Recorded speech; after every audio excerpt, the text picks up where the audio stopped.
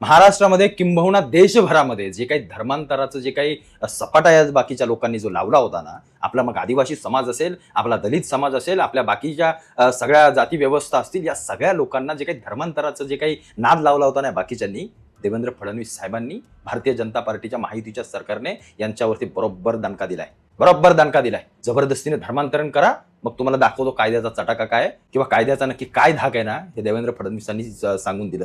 आणि हे करणारं फक्त एकमेव सरकार आहे. हिंमत नाही या बाकीच्या 60 वर्षामध्ये या काँग्रेसने या बाकीच्या लोकांनी धर्मांतराला फक्त खतपाणी घातलं. यांना काही फरक नाही पडत कुठं काय होतंय ना, अस्मितेशी संस्कृतीशी यांना काही घंटा फरक नाही पडत.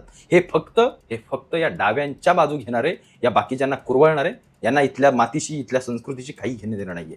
पण मी आभार व्यक्त करतो देवेंद्र फडणवीस साहेबांचं की तुम्ही हा सगळ्यात मोठा आणि महत्वाचा निर्णय घेतला त्या धर्म स्वातंत्र्याचा. कारण अख्खा संपूर्ण आदिवासी समाज असेल, आपल्या दलित समाज असेल, आपल्या बाकी सगळ्या जाती व्यवस्था असेल, यांना भुलवून पैसा देऊन नको तसले आमिष दाखवून जे काही घाणेरडं धर्मांतरण केलं जात होतं ते कुठेतरी आता थांबेल आणि यांच्यावरती कुठेतरी दणका बसेल, एवढंच मला फक्त सांगायचंय. पण हे राष्ट्रवादी शरद पवार गट असेल, काँग्रेस असेल, ते समाजवादी ही सगळी लोक असतील, हे विरोध करतात या सगळ्या धर्मांतरण कायद्याला. का? कारण मी तुम्हाला म्हटलं ना, हेच खतपाणी घालणार आहेत. आणि यांना पाहिजे काय? हेच पाहिजे. जेवढी लोक आपल्या विचारसरणीकडे वळतील, कशी वळतील? या धर्मांतरणातून वळतील, याच्यातून आपलं मतदान वाढेल.